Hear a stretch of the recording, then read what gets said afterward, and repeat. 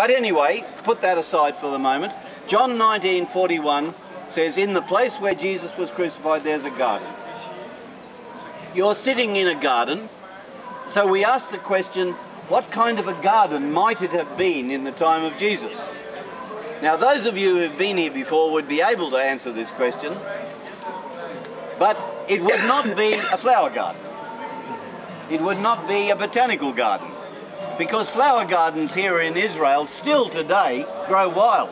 If you come at springtime, that's beautiful. No, it would not be a flower garden. Have you been to the Garden of Gethsemane? Yes.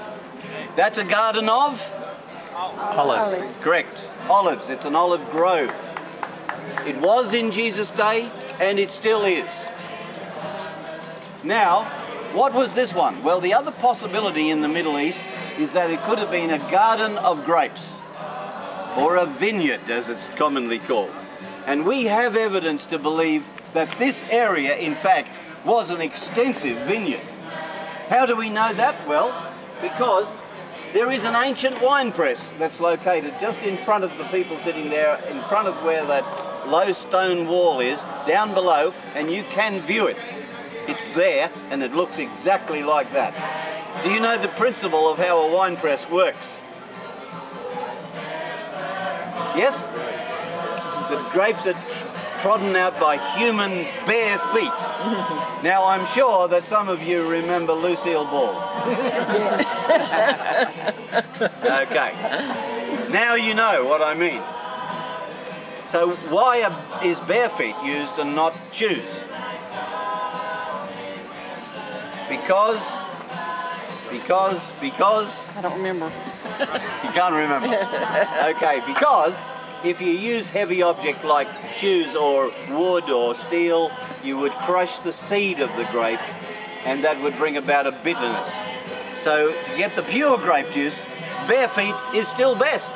Well, of course, we've got different technologies today, but that was the method that was used in that day.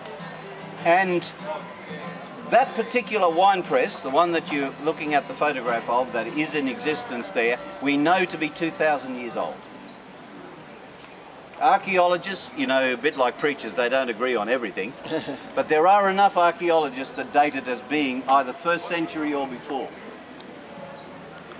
Kathleen Kenyon, a very noted archaeologist, is one that believes it's before 1st century. So here we've got a very large wine press. In fact, for its time and for this area, it's the largest that's ever been discovered. That means that it was an extensive vineyard. But not only do we have that, we have this. And this is a wine press. And you are all sitting over it. Okay, it's right below you. You can see the picture. That picture was taken 25 years ago, and it's got 4 people on a ladder. There could even be a 5th there, and that gives you an indication as to how deep it is. And then if I tell you, see up the top of the ladder there's a door, well, the door is actually 15 feet below there. Oh. So you understand when I say it's deep, and it's also large. You still work in gallons, don't you? Yes. You haven't yet made the transition. We did in Australia in 1966. We moved from gallons to litres. Well, it can contain 200,000 gallons of water.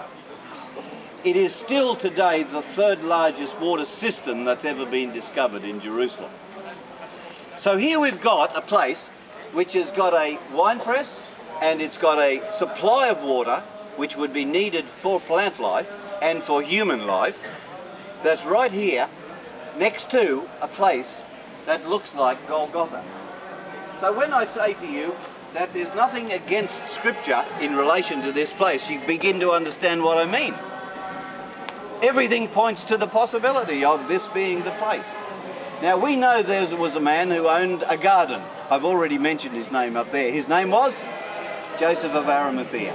He owned a garden. We know that he was a rich man. It would need a rich man to own this garden. We know that he was a Jew. We know that he was a follower of Jesus, though it seems a secret follower of Jesus. Sometimes we need to come out and declare our faith, and well, we always need to declare our faith. And here was the moment that Joseph took. He had been probably a secret believer, like Nicodemus in a sense, and both Nicodemus and Joseph worked together on this one. And Joseph went to Pilate and requested the body of Jesus be given to him. I've already referred to that. So here we've got a place, a possible place, which was a garden next to a possible place called Golgotha. And then we've got a definite tomb there, which has got all the hallmarks of being a tomb that Jesus could have been buried in.